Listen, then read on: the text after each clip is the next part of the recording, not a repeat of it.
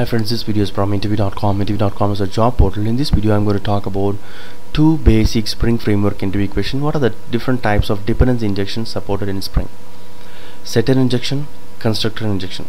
Setter based dependency injection is realized by calling setter methods on your beans after invoking a no argument constructor or no argument static factory method to instantiate your bean.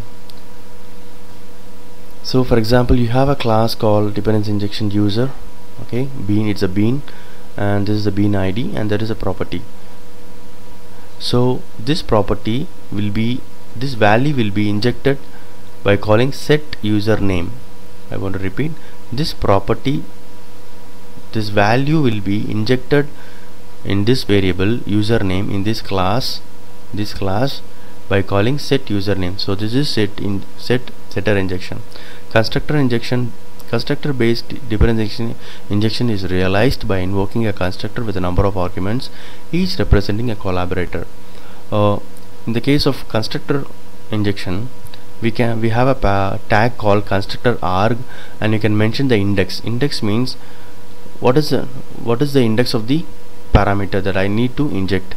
Say 0 means it will be the first parameter in the constructor, and I can also mention the type, because in order to avoid the confusion I can have a string argument, string type, then this is the value. So whenever this bean is created by the Spring container, it will call the constructor of this class and it will pass David back. This is the value, and it will inject through the constructor. So this is constructor injection and setter injection. So it is better recommended to use index and the type, because to avoid ambiguity. What is a bean factory? A bean factory is like a factory class that contains a collection of beans. Bean factory holds the bean definition of multiple beans within itself, and then instantiate the bean whenever asked for by clients. So whenever you ask the bean factory, it will create a bean and it will give you. Bean factory is able to create associations between collaborating objects as they are instantiated. That means auto wiring. So if there are any reference or any property, it will create. So you will be getting the whole object, not the single object. If there is any association, it will also create the associated beans, and it will inject and it will give you the complete object. This removes the burden of configuration from bean itself and the beans client. Bean factory also take part in the life cycle of a bean, making calls to custom initialization and destruction methods. So it also gives hook methods.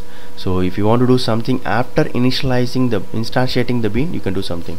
Before destroying the bean, you can do something. So Spring provides some hook methods, and you can do whatever you want. They will call you, say init method, destroy method will be called whenever the bean is removed and the bean is created.